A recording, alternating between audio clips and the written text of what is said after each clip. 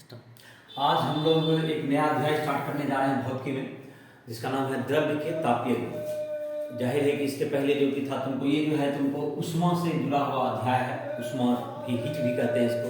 अभी तक जो था तुम्हारा क्लास 11 में जनरल फिजिक्स उसको कह सकते हो, सामान्य भौतिकी के अंतर्गत आता है। ये उष्मा है। उष्मा के हम लोग के बुक में जो एनसीईआरटी बुक में 3 अध्याय दिए हुए हैं। द्रव्य के तापीय गुण तुम्हारा उसमें पहला अध्याय है। उसके बाद तुमको जो है दिया हुआ है तुम्हारा क्या कहते हैं उष्मा गतिकी के बारे में। फिर तुमको गैस की गति। तो जहाँ तक की रहा तुमको उष्मा का, उसके 2 अध्याय तुमको दिए हुए हैं जो कि ध्वनि से जुड़ा हुआ, साउंड से जुड़ा हुआ कह सकते हो। तो द्रव्य के तापीय गुण में हम लोग पढ़ेंगे इस अध्याय में जो कि है उष्मा। ताप क्या होता है, उष्मा ताप में क्या संबंध है, ताप को कैसे मापते हैं, जो थर्मामीटर हम लोग कहते हैं, तापमिति किस प्रकार से किया जाता है, उसके सिद्धांत के वगैरह के बारे में पढ़ेंगे। उसी में फिर गैस का क्या स्केल होता है, जो कि Kelvin scale, Fahrenheit, Celsius scale, इन सबों के बारे में इस लेक्चर में पढ़ेंगे हम लोग। उसके बाद ताप बढ़ाने पर किस तरह से उसका लंबाई में वृद्धि होती है, प्रसार गुणांक, प्रसार कैसे होता है। जब कोई चीज़ गर्म करके देखते हो उसकी लंबाई में या चौड़ाई में, ऊंचाई में, सब में वृद्धि होती है। तो उसके बारे में हम लोग पढ़ेंगे इस लेक्चर में। इसके बाद आगे आने वाले लेक्चर में जब गर्म करते हैं तो कितना उष्मा देने से कितना जो है ताप में वृद्धि होगी, इससे जुड़ा हुआ उसका जो है अवस्था में परिवर्तन हो सकता है।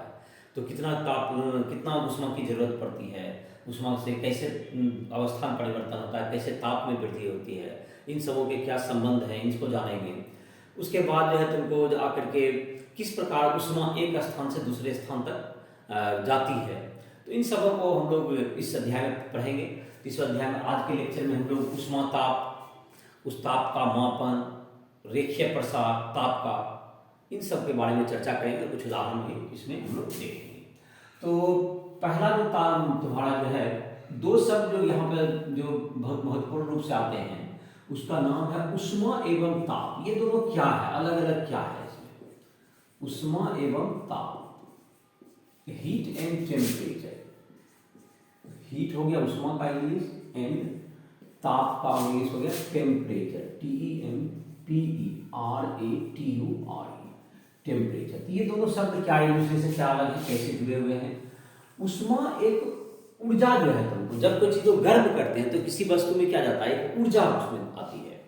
तो वह जो ऊर्जा है ताप के कारण, जो कि उसके हीट होने से, उसको कहते हैं लोग हीट कहते हैं। जब गर्म करते हैं तो उससे एक ऊर्जा आती है, तो वह ऊर्जा का नाम है उसमें उष्मा ऊर्जा। उष्मा ऊर्जा सब में है, कम है। जब गर्म करते करें, जब उसको देते हैं हम लोग हीट, जब देते हैं उसको, तो उष्मा, उसकी ऊर्जा क्या होती है, बढ़ती है। तो इस प्रकार से उष्मा एक ऊर्जा का रूप हुआ। और ताप जो है तुमको क्या है, कोई वस्तु को छूते हैं तो अगर ठंडा प्रतीत हो रहा है तो उसका ताप कम है। उसको अगर कोई वस्तु को जब छुए तो हम लोग को हमारे उंगली को गर्म लगे तो हमारे शरीर से उसका ताप क्या है, ज़्यादा है। तो ताप तुम्हारा क्या हुआ कि गर्म या ठंडापन को जो महसूस करते हैं हम लोग, कितना वह गर्म है, ठंडा है, इसके तुलनात्मक अध्ययन को हम लोग एक के लिए भौतिक राशि यूज करते हैं, जिसका हम लोग ताप कहते हैं। और ताप के बहुत कुछ स्केल बताए जाएंगे, कौन कौन सा है, सेल्सियस, फ़ारेनहाइट, उन सब कैसे मापन के तहत, और तापमिति का सिद्धांत क्या है, इन सबों की चर्चा आगे करेंगे। तो उष्मा के बारे में जहां तक कि एक आध लाइन लिखा जाता है, उष्मा ऊर्जा का एक रूप है। उष्मा ऊर्जा का एक रूप है, जबकि ताप किसी वस्तु के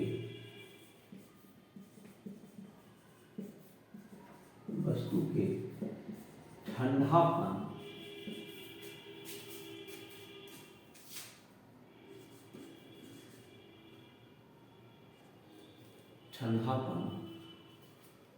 या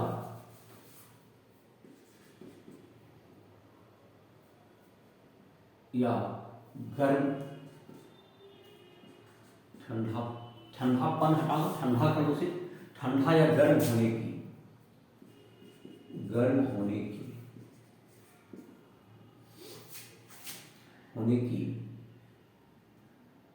गर्म को मापने की, ठंडा या गर्म को मापने की एक भौतिक राशि है, मापने की एक भौतिक राशि है, एक भौतिक राशि है। तो उसको ठंडापन को ठंडा कर देगा, ठंडा एवं गर्म को नापने की एक भौतिक राशि है। तो इस प्रकार से किसी वस्तु मतलब कि ताप क्या हुआ, ताप किसी वस्तु के ठंडापन को हटा कर देगा, ठंडा एवं गर्म को मापने की एक भौतिक राशि। कितना एक रिलेटिवली कितना ठंडा है कितना गर्म है, इसको मापने की जो भौतिक राशि है उसको हम लोग क्या कहेंगे, ताप या टेम्परेचर। अब आता है हमको ताप का मापन। ताप कैसे मापन, ताप मापन, measurement of temperature, measurement of temperature.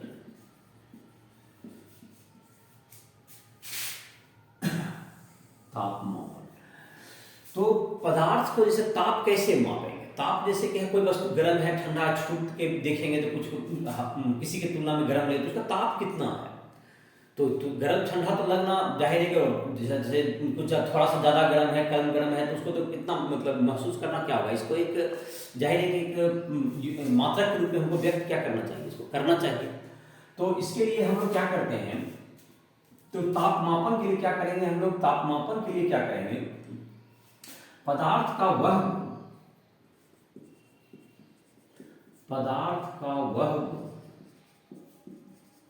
जो ताप के साथ बदलता है उस गुण के मापन के द्वारा, उस गुण के मापन के द्वारा ताप को मापा जा सकता है, ताप को मापा जा सकता है। तो ये तुमको ताप को मापने के लिए ये तुमको जो सिद्धांत होंगे कि ताप मापन के लिए क्या कर सकते हैं, अगर गर्म वस्तु है तुमको या ठंडा वस्तु है तो उसके लिए क्या, जैसे गर्म करेंगे कोई वस्तु तो जैसे कि हम लोग सामान्यतः क्या करते हैं, जैसे कोई चीज का गर्म करते हैं जिसकी लंबाई बढ़ती है ऐसा करते हैं, लेकिन यह वृद्धि बहुत कम होगी तो इसका मापन करना बहुत कठिन होगा।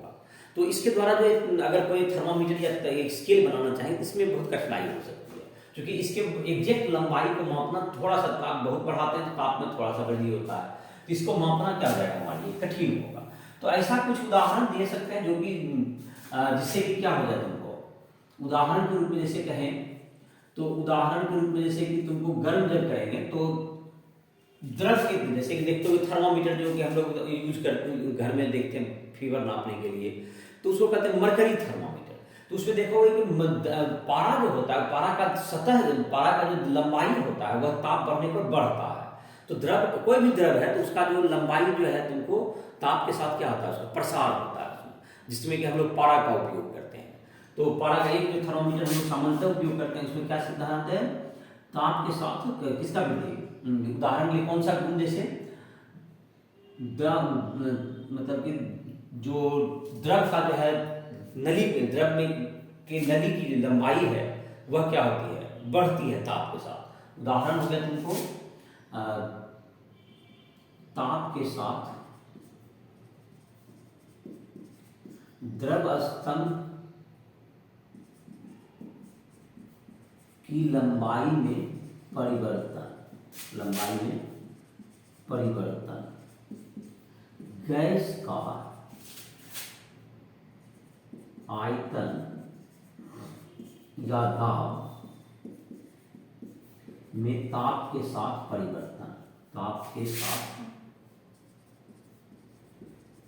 परिवर्तन, या चालक का प्रतिरोध, तो चालक का प्रतिरोध भी तुमको जो है ताप के साथ क्या होता है, घटता बढ़ता है इत्यादि। तो ये सब तुमको इस गुण के आधार पर हम लोग क्या कर सकते हैं, थर्मामीटर बना सकते हैं। तो जो थर्मामीटर जो हम लोग का जो बना हुआ है, पहला थर्मामीटर जो हम लोग को सामान्यतः जिसमें हम लोग फ़ारेनहाइट, सेल्सियस इन सबों में मापन करते हैं, तो वो बना हुआ है तुम्हारा जो है स्केल बना हुआ है तुमको द्रव स्तंभ की लंबाई के साथ जो तुम्हारा है। पहले अल्कोहल थर्मामीटर बना था, अल्कोहल का उपयोग किया जाता था, बाद में जो है द्रव स्तंभ के रूप में जो है तुमको भी सब जगह पारा में का प्रयोग किया जाता है। बहुत सारे जैसे क्या है तुम पहले क्लास में पढ़े हुए पारा का ही उपयोग क्यों किया जाता है, तो उसके कुछ पारा के साथ कुछ फायदा ये होता है कि वह कहीं चिपकता नहीं है, चमकीला होता है, तो रीडिंग देखने में आपको क्या होगी, आसानी होती है। तो ये सब उसके साथ गुण है, वह तुमको उसका जो है तुमको जाहिर चिपकेगा नहीं, जैसा कि तुमको पृष्ठ तनाव उसका जो बल होता है, आसंजन संजन बल उसका जो है ज्यादा मजबूत होता है। पारा के अणु के बीच का जो आकर्षण बल है वह बहुत अधिक होता है, इसलिए वह कांच वगैरह के सतह पर नहीं चिपकेगा और इसलिए वह पूरा वहां से हट जाएगा, तो बिल्कुल बूंद भी उसका निशान भी नहीं छोड़ेगा। तो ये है तुम्हारा, जैसे कि अब हम लोग देखते हैं जो कि हम लोग का द्रव के साथ जो थर्मामीटर हम लोग बनाए हैं उस थर्मामीटर के बारे में हम लोग देखते हैं। सेल्सियस पैमाना भी कर सकते हैं, सेल्सियस या फ़ारेनहाइट पैमाना।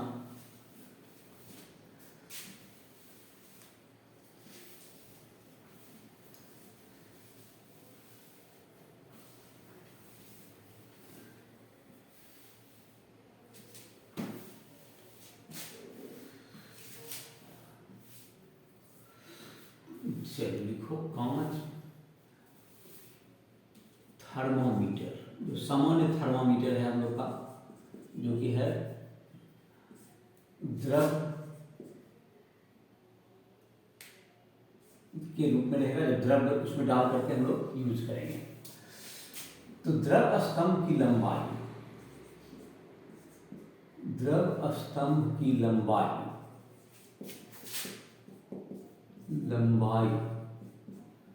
ताप के साथ रेखीय रूप से, ताप के साथ रेखीय रूप से बदलती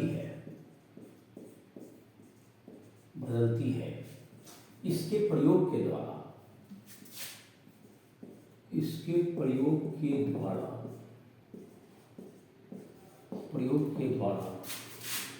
ताप का मापन किया जा सकता है, ताप का मापन किया जा सकता है, ताप का मापन किया जा सकता है। तो जैसे कि तुमको रेखा का जो समीकरण देखा और रेखीय रूप से बढ़ता है, जैसे रेखा का समीकरण था y = mx + c, जो गणित के विद्यार्थी होंगे अभी तक शायद पढ़ चुके होंगे कोऑर्डिनेट ज्योमेट्री में, तो उसको लिखा जाता है, एक लंबाई हो गया l बराबर alpha t plus beta mx + c। जैसे कि यहाँ पर t के mx है, यहाँ पर x की जगह पर तुम्हारा क्या हो गया, तुमको ताप के साथ बढ़ रहा है, ताप हो गया, और यहाँ पर l हो गया स्तंभ की लंबाई। तो ये तुमको एक अल्फा बीटा, इसमें दो नियतांक हैं, l हो गया द्रव स्तंभ की लंबाई, द्रव स्तंभ की लंबाई l बराबर, और t हो गया ताप। अल्फा बीटा एक नियतांक है, t हो गया ताप, तो t हो गया ताप। तो इसमें जहां तक अल्फा बीटा का मान, अल्फा बीटा का मान निकालेंगे, दो हमको एक निश्चित बिंदु चाहिए। तो जहां पर कि तुमको इसका दो जगह के ताप को, दो वस्तु के ताप को आपको निर्देश बिंदु के रूप में रखना पड़ेगा। तो यहां पर क्या है, जो कि सेल्सियस में उसके जो कि बर्फ, एक दो चीज जहां पर एकदम फिक्स है, जैसे कि बर्फ जहां पर कि क्या कहते हैं, वायुमंडल में बर्फ जिस ताप पर क्या कहता है थोड़ा जमता है, या तुमको बर्फ है तो वह जिस ताप पर क्या होगा, पिघले, वह एक फिक्स ताप है।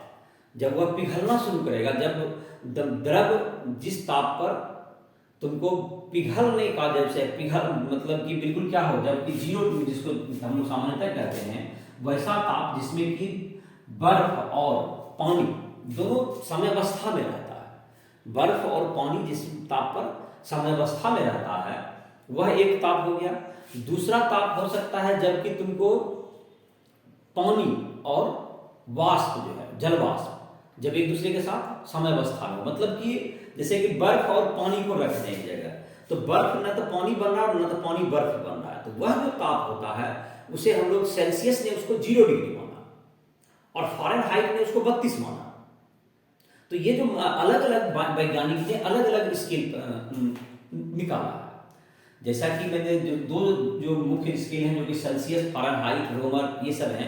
तो जो यहाँ पर है एक ताप हो गया तुमको जब भी क्या हो, जिस ताप का दो प्रमुख ताप हैं, एक ताप हमने क्या कब ले लिया, जब ऐसा ताप जैसे कि कोई कह सकता है जिस ताप पर बर्फ पिघलने लगे, बर्फ तो 50 डिग्री पर रखेंगे तो पिघलेगा, तो वो ताप तो बिल्कुल निश्चित नहीं रहता, 40 पर भी पिघलता है, तो वह ताप निश्चित नहीं है। या बर्फ जमने लगे तो जमने का तो -20 डिग्री रहेगा, तो भी बर्फ जमना शुरू हो जाएगा।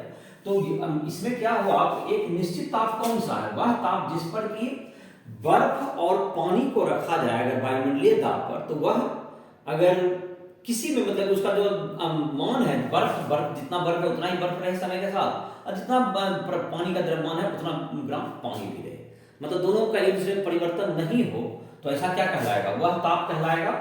तुमको उसको सेल्सियस ने क्या कहा, 0 डिग्री सेल्सियस। सेल्सियस पैमाना में लिख लेते हैं इसको, L बराबर अल्फा टी लिख दिया प्लस बीटा। सेल्सियस जो कि नाम पढ़ता होगा, सेल्सियस ने तुमको हो गया पानी बर्फ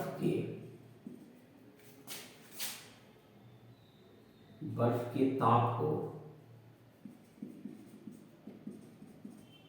0 डिग्री सेल्सियस तथा पानी जलवाष्प साम्यावस्था के ताप को, साम्यावस्था उसमें भी जोड़ सकते हैं सब, के ताप को 100 डिग्री सेल्सियस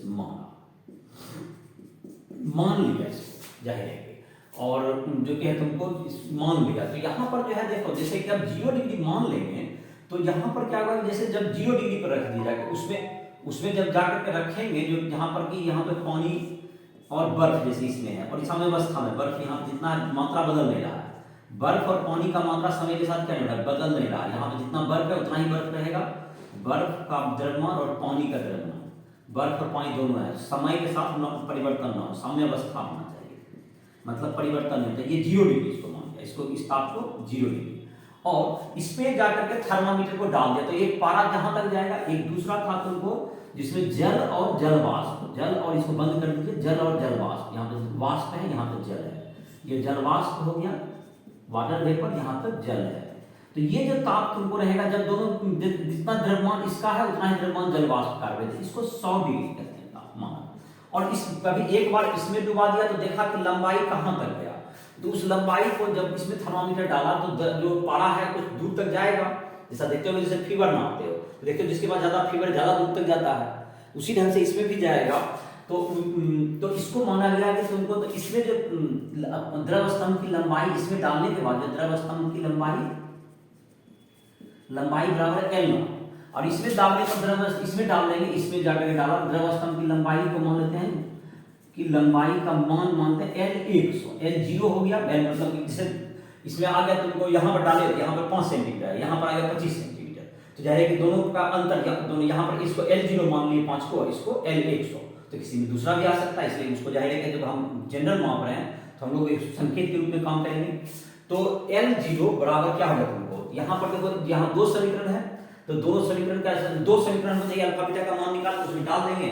अब बात रहा कि किसी वस्तु को जब सटाएंगे उस थर्मामीटर को, तो उसका ताप T निकालना रहेगा हमको, तो उसमें लंबाई आपको पता है, जैसे इसमें इन दोनों लंबाई के आधार पर इस लंबाई के ताप को हम लोग मान लेंगे, और जिसमें सटाइए उसका L बताइए, बस ताप क्या आ जाएगा उसका बता देंगे, जो फार्मूला निकाल देते हैं, देखो फार्मूला तुरंत निकाल देते हैं यहाँ पर।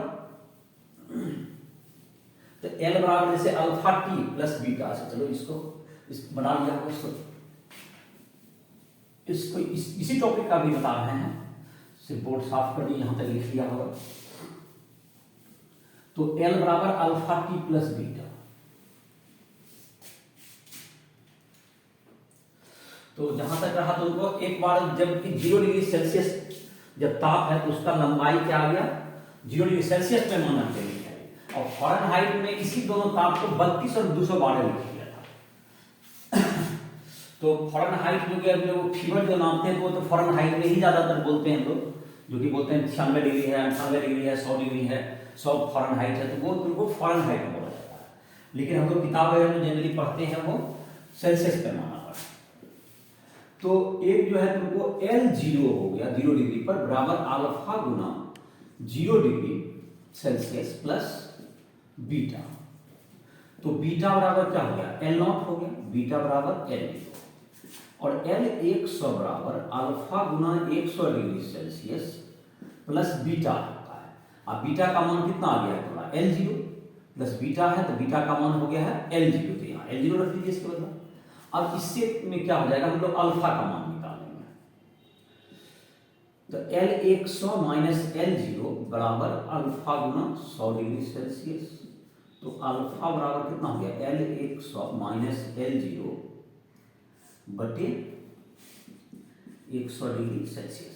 और तुमको तो संबंध था, संबंध है तुमको L बराबर अल्फा टी प्लस बीटा, इसमें अल्फा और बीटा का मान रख दीजिए।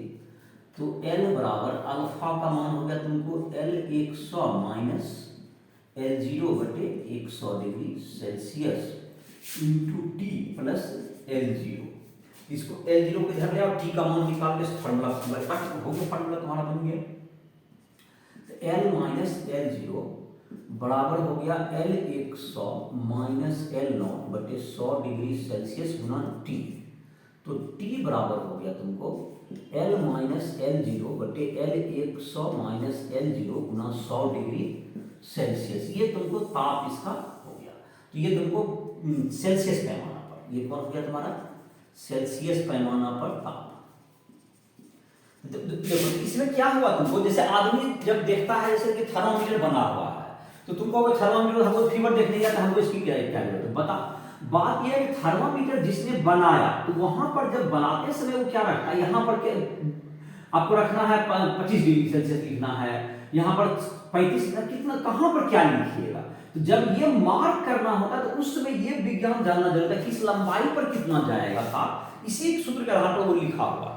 और जैसे आम आदमी है तो आम आदमी को देख के क्या रहता है, वहां पर लंबाई नहीं लिख के वहां पर डिग्री सेल्सियस लिख देता है। तो तुम्हारे लिए वो क्या कर दिया गया है, तुम जो थर्मामीटर प्रयोग कर रहे हो, दो आदमी को कि इसको बना रहा है थर्मामीटर, उसको ये जानना जरूरी है। और तुम जब उपयोग करते हो तो वहां पर तो ताप ही लिखा हुआ है, तो वहां तो तुमको जरूरत नहीं पड़ती है। लेकिन जब उसका जब विज्ञान में आपको पढ़ रहे हैं तो उसे विज्ञान को सिद्धांत को पढ़ा जाता है कि जब हम थर्मामीटर बनाए तो हम किस प्रकार बनाएंगे। तो ये हो गया तुम्हारा। इसमें क्या करते हैं, एल का मान दिया हुआ रहेगा तो उसके आधार पर क्या कर सकते हैं, इसका मान को हम लोग ग्रहण निकाल सकते हैं। जहां तक कि फ़ारेनहाइट का बात है, फ़ारेनहाइट की चर्चा भी कर रहे थे, तो उसी दोनों ताप को रिफरेंस लिया, लेकिन उस ताप का मान सिर्फ अलग रखा। तो उसने उसको रखा तुमको 32 रखा तुमको, जब ये नीचे वाला ताप था, जब ये पानी और जिसमें बर्फ जो साम्यावस्था में था, उस ताप को उसने रखा 32 डिग्री फ़ारेनहाइट, और जो उच्च जो कि ताप तुमको वाष्प और जो कि तुमको पानी जहां था साम्यावस्था में, उसको रखा 212 तुमको फ़ारेनहाइट। तो फ़ारेनहाइट में तुमको 212 और 32 रखा। तो उसके आधार पर तुमको जो कि स्केल बना उसको फ़ारेनहाइट स्केल कहते हैं, जो कि हम लोग अभी फीवर नापने के लिए क्या करते हैं, प्रयोग करते हैं। तो दोनों में संबंध में लिखता हूं, सेल्सियस एवं फ़ारेनहाइट में संबंध।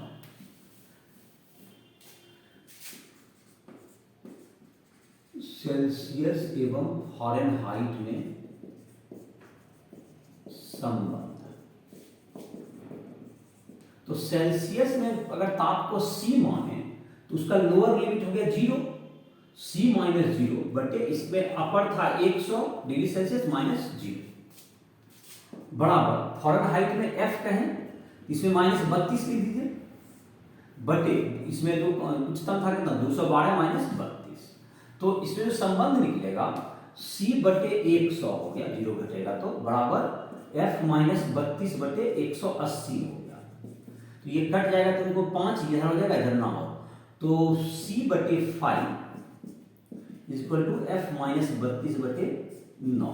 ये तुमको दोनों में संबंध निकल गया।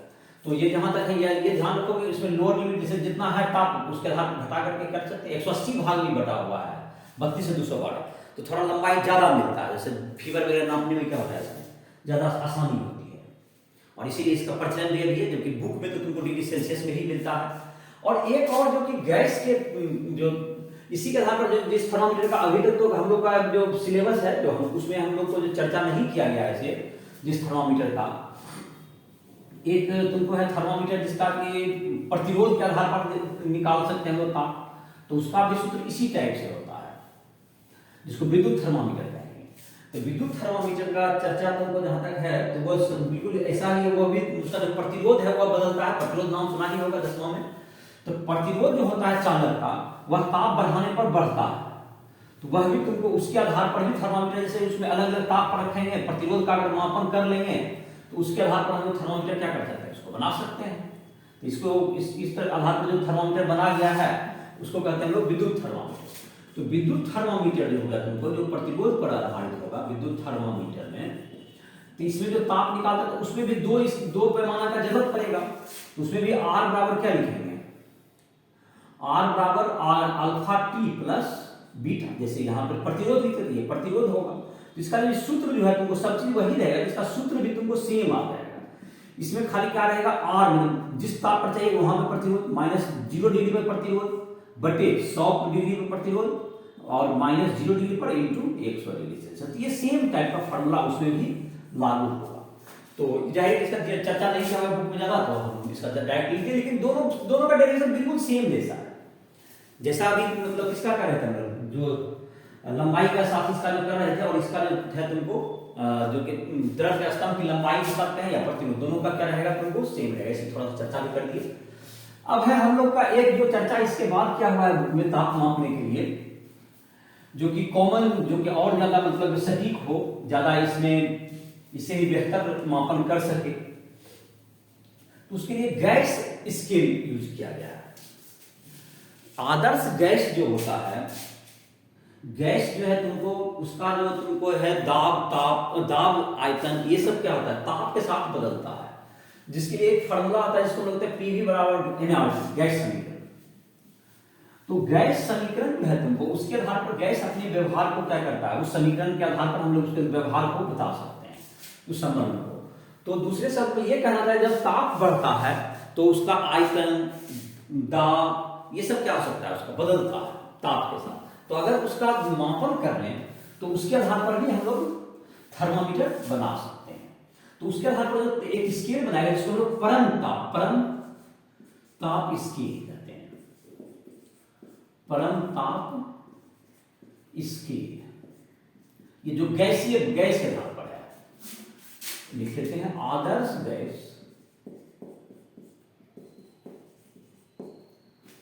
का दाब आयतन ताप के साथ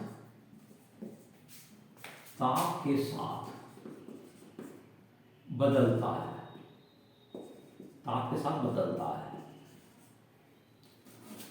तो इसके लिए समीकरण होता है आदर्श गैस समीकरण इस बात को बता सकता है पीवी बराबर एनआरटी। तो इसमें जो है तुमको पी मतलब प्रेशर, ये हो गया दाब का, पी हो गया तुमको दाब, भी हो गया तुमको आयतन। पी किसको डिपेंड कर रहा है, गैस का दाब। भी हो गया जिस बर्तन में रखे हैं उसी का आयतन हो जाएगा, तो आयतन हो गया। एन क्या होगा, एन है मोलों की संख्या, एन है गैस के मोलों की संख्या। मोल निकालने का तरीका पता होगा, द्रव्यमान बटे अनुभाग। आर को हम कहते हैं गैस नियतांक, ये नियतांक होता है, ये है गैस नियतांक कहलाता है, जो थोड़ा बहुत मान जान लो इसका। आर बराबर होता है ऐसा है मतलब 8.3 जूल प्रति मोल प्रति केल्विन। और टी होता है ताप केल्विन। ताप ये केल्विन पैमाना जो परम ताप पैमाना का है ना, ये केल्विन में ताप, ये केल्विन स्केल होता है। पीवी बराबर एनआरटी, इस समीकरण को जानिए। तो जहां तक कि रहा इसमें क्या है, अगर एक होता है नियत आयतन गैस थर्मामीटर, आयतन को नियत कर दे। अगर यहां पर इस समीकरण को लिखते हैं पी बराबर एन आर बटे वी इंटू टी, ऐसा लिख सकते हैं। अगर आयतन गैस का नियत हो और गैस का मोल भी नियत है तो आर तो हमेशा नियत होता ही है, तो ये पूरा नियत हो जाएगा। तो पी बराबर क्या लिख सकते हैं, नियत आयतन एवं द्रव्यमान भी पर पी बराबर क्या हो जाएगा तुम्हारा, ये तुमको सी हो जाएगा, इसको नियत आयतन कहते हैं, पी बराबर सी टी। तो ये तुमको एक सी चाहिए इसमें, तो सी टी। तो इसके लिए क्या रखा गया है, इसका जो इसके इसमें एक अननोन यहाँ भी सी आ गया हमको, तो सीटी आ गया तुमको, तो इसके लिए एक जो ताप रखा गया है इसके लिए, उसको हम लोग कहते हैं तुमको जा करके इसको एक ताप हम लोग जहां पर कि इसको मेजर कर सकते हैं, जहां पर कि तीनों समय अवस्था में, जहां पर कि वह ताप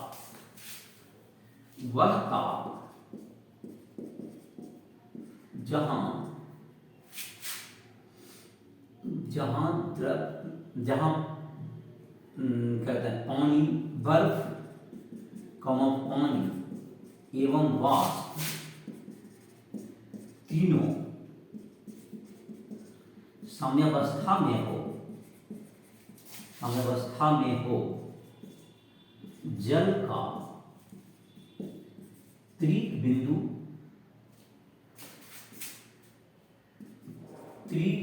ट्रिपल पॉइंट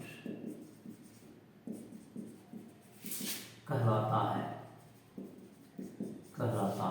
तो जल का त्रिक बिंदु जो तुम्हारा होता है, ये होता है तुमको जल का त्रिक बिंदु ताप जो होता है, जल का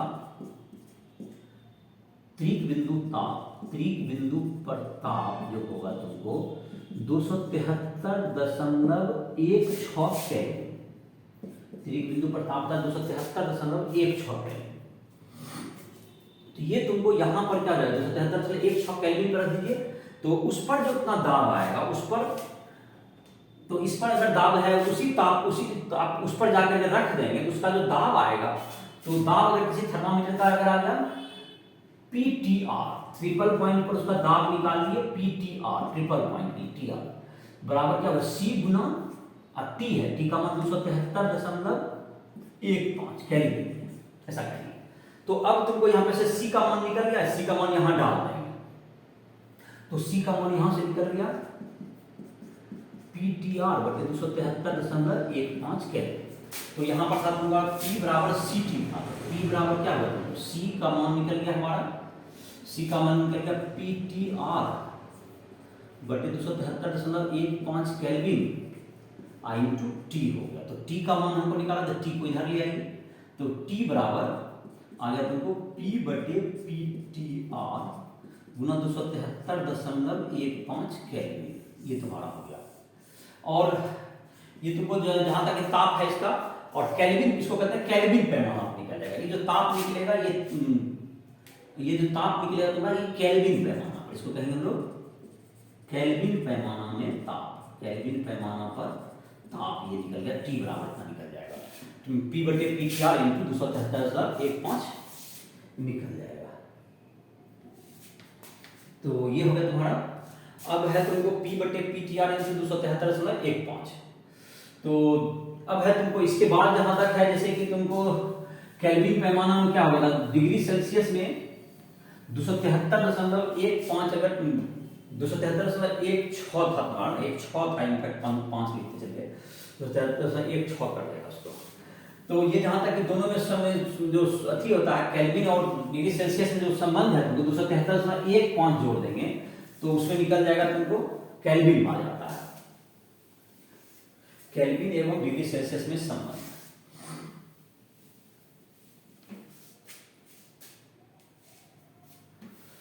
केल्विन एवं सेल्सियस में संबंध,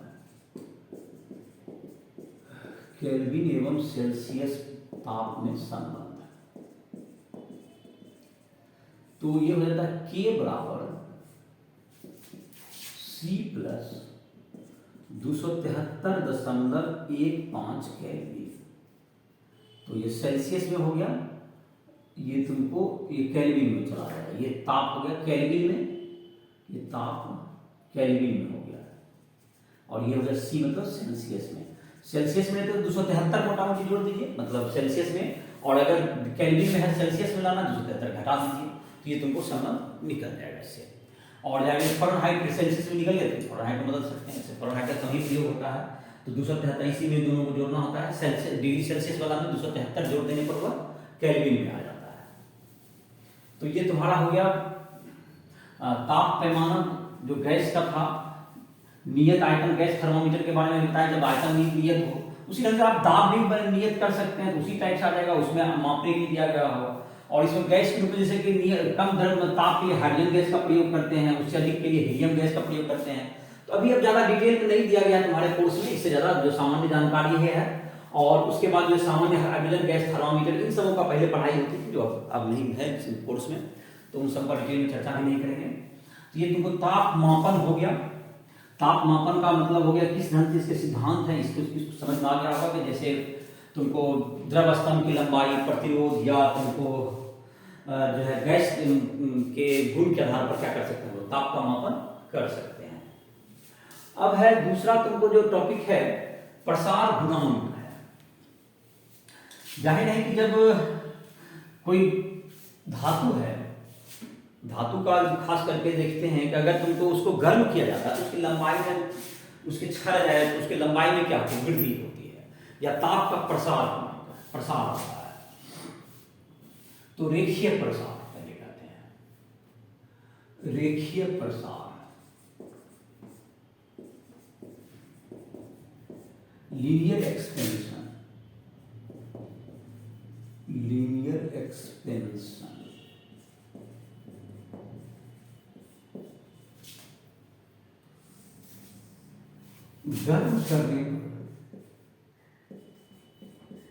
गर्म करने पर किसी धातु के छड़ की लंबाई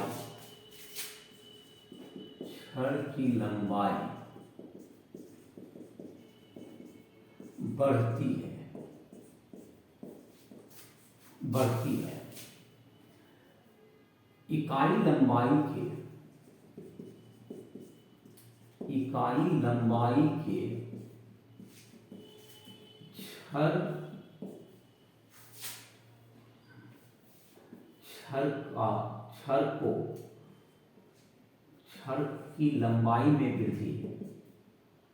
छड़ की लंबाई में वृद्धि,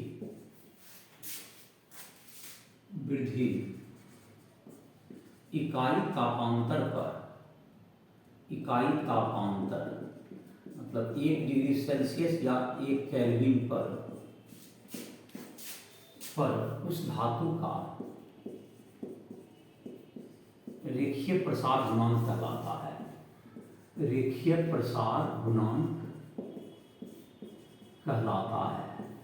तो इसका जो तुमको हो गया तो अल्फा जो है तुमको यदि धातु की लंबाई L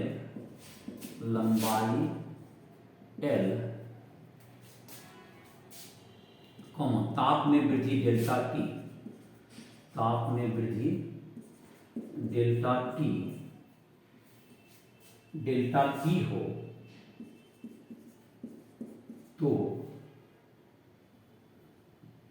तो रेखीय प्रसार गुणांक डेल्टा T हो तो लंबाई में वृद्धि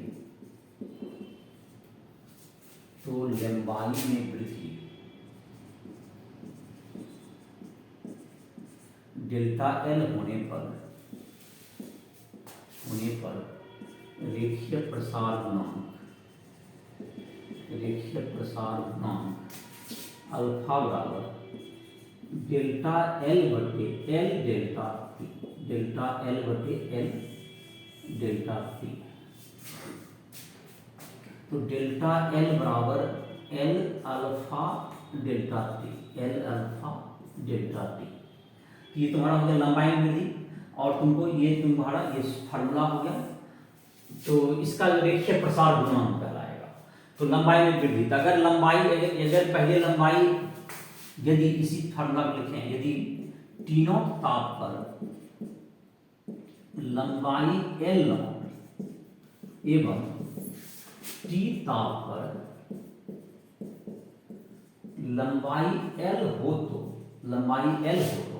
तो इसमें लंबाई में वृद्धि कितना हो गया, लंबाई में वृद्धि जो तुम्हारा हो गया तो डेल्टा L हो जाएगा तुम्हारा, डेल्टा L हो गया L माइनस L0, लंबाई में परिवर्तन हो गया बराबर, पहला लंबाई था L0 लिख दिए और इंटू अल्फा इंटू ताप में क्या हो गया T माइनस T0, ऐसा लिख सकते हैं ताप में परिवर्तन।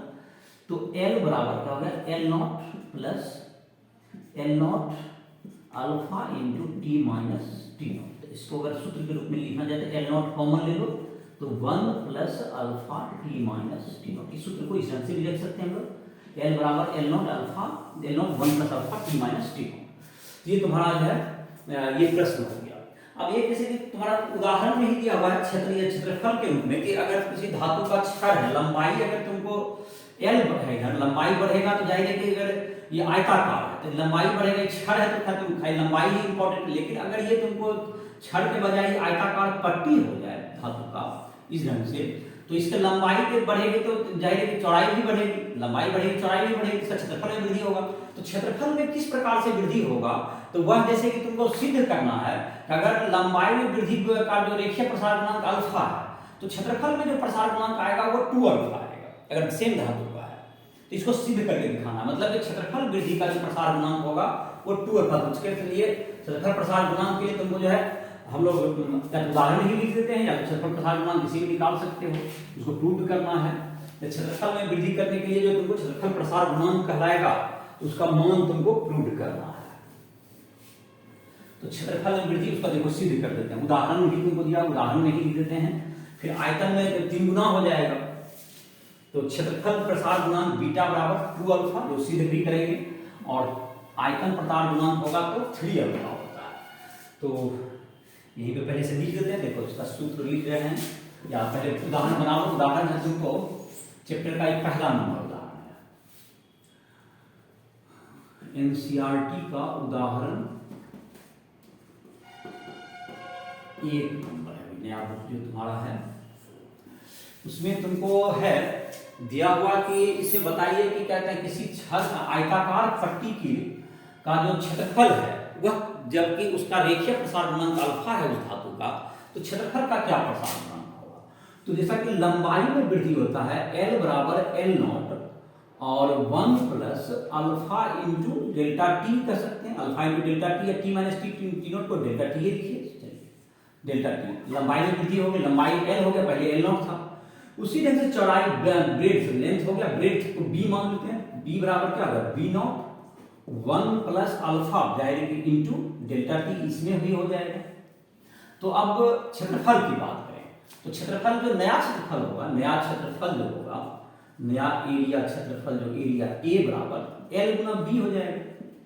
तो अब ए बराबर क्या होगा, एल के जगह पर तो एल का मान है L naught 1 plus alpha into delta T है, और दूसरा है B naught 1 plus alpha delta T. चलिए ये हो गया। तो ए बराबर हो गया तुमको L not be naught 1 plus alpha delta T का होल स्क्वायर हो गया, दोनों सेम है, इसका होल स्क्वायर हो गया। तो ये हो गया तुमको ए बराबर, इसको ए नॉट का जो प्रारंभिक आयतन क्षेत्रफल हो गया, एल नॉट बी नॉट जो प्रारंभिक क्षेत्रफल हो गया, ये टी नॉट टेम्परेचर पर पहले, तो ए नॉट इंटू क्या होगा तुमको 1 प्लस, और जहां तक ये अल्फा वगैरह बहुत छोटा होता है 10⁻⁵ पावर में होता है, तो लगभग जो तुमको बाइनरी थ्योरम में ये तुमको 2 से गुणा कर सकते हैं, 2 अल्फा डेल्टा टी। चूंकि अल्फा बहुत छोटा है तो इसको हम क्या कहते हैं लगभग, ये तुमको लगभग ये तुमको लगभग इतना के बराबर हो जाता है तुमको, जब ये अल्फा छोटा होने का कारण हमेशा लिख सकते हैं। तो यहाँ पर स्पष्ट देखा जा सकता है, तो ये तुमको a माइनस ए नॉट, तो a minus a naught, a बराबर क्या है a naught plus a naught into 2 alpha delta t आया। तो a माइनस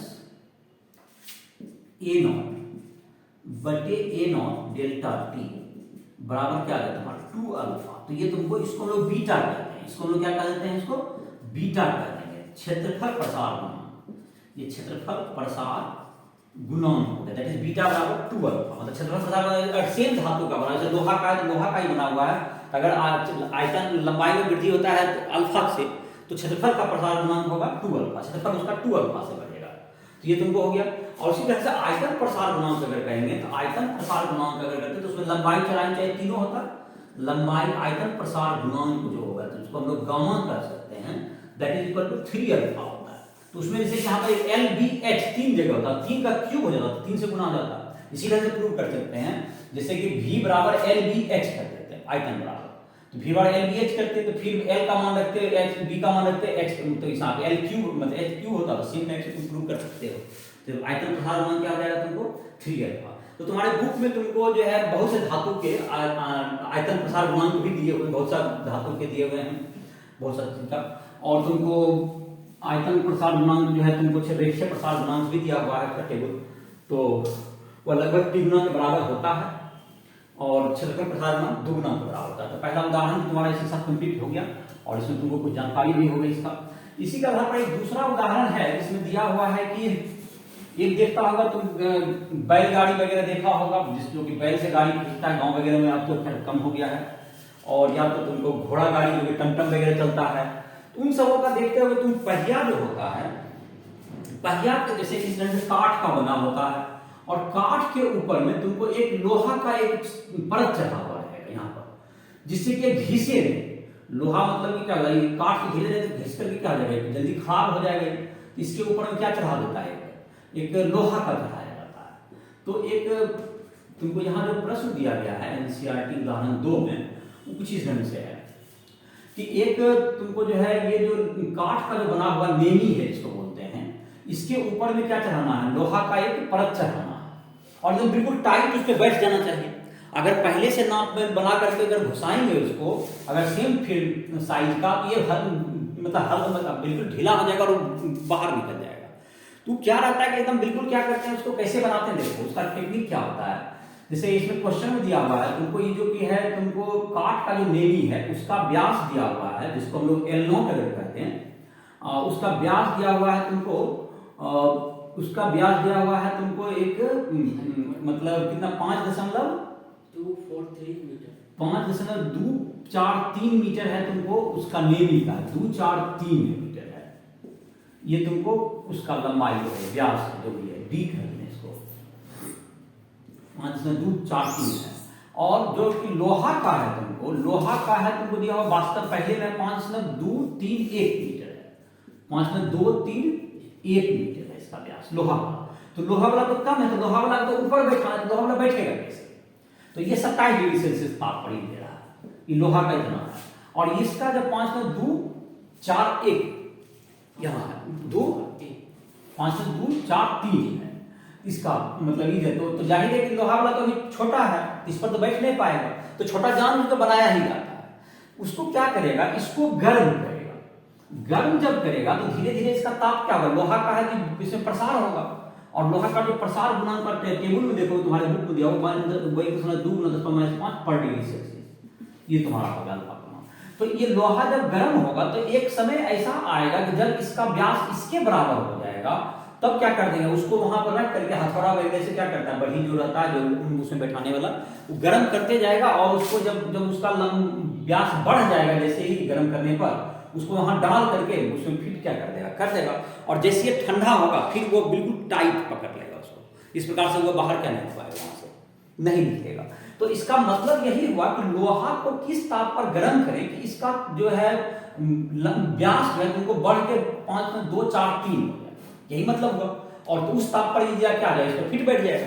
तो हमारे लिए क्वेश्चन हो गया यहाँ पर एकदम से, हमको डी का मान हो गया, जो डायमीटर जो लोहा का करना है वो 5.243 हो गया, पहले इतना दिया हुआ था 1 + अल्फा × T - T।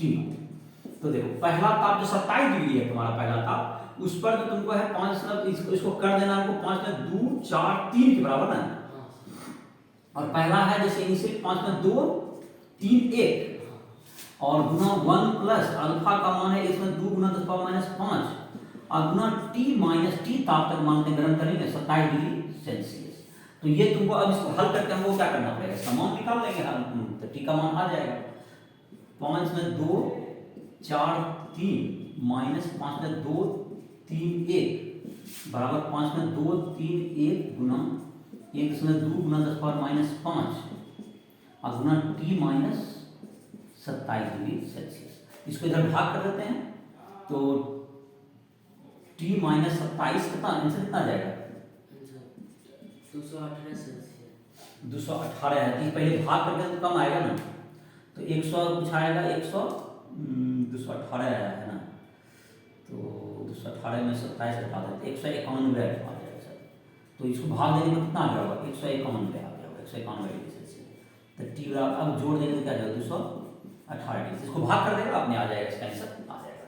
ये तुम्हारा हो गया क्या कहते हैं तापीय प्रसार गुणांक आधार पर कैसे तुमको इस अनुवाद, अगर लोहा को इस पर बैठा देना है तो इसका गर्म करते रहेंगे, इसका लोहा का व्यास बढ़ गया जिसके कारण उस पर तो वो फिट आ जाएगा। तो ये तुमको बाकी कैलकुलेशन देख लेगा। और जिस स्टूडेंट को किसी भी टॉपिक में दिक्कत हो राइट ऐप के माध्यम से हमसे कभी भी संपर्क कर सकता है। फिजिक्स केमिस्ट्री या मैथ किसी टॉपिक में English Hindi medium engineering medical की तैयारी करनी हो तो संपर्क कर सकते हो। इसी साथ लेक्चर को समाप्त।